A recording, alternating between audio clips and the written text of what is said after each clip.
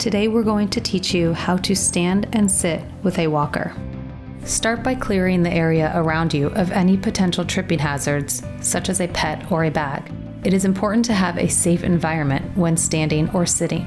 Do not attempt to stand up by placing both hands on the walker and pulling. Instead, start by placing the walker in front of you.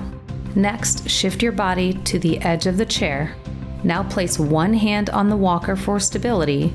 You will not use this hand to pull on the walker, and place your other hand on the edge of the seat or on the armrest of the chair. You will use this hand to push you up out of the chair. Slide your non-surgical leg back.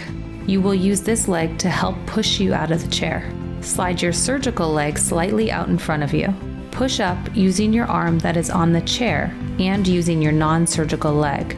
When you come to a standing position, grab the walker with your other hand and bring both feet underneath you.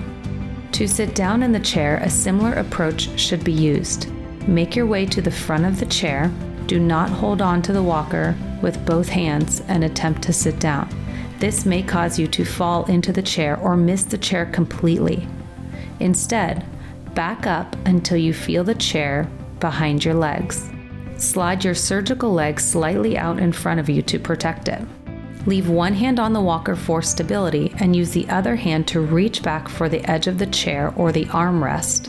As soon as you find the chair with your hand, you can sit down slowly. If possible, it's a good idea to practice these movements with another individual to ensure maximum safety. That individual can stand in front of you and hold on to the front of the walker while you practice standing and sitting.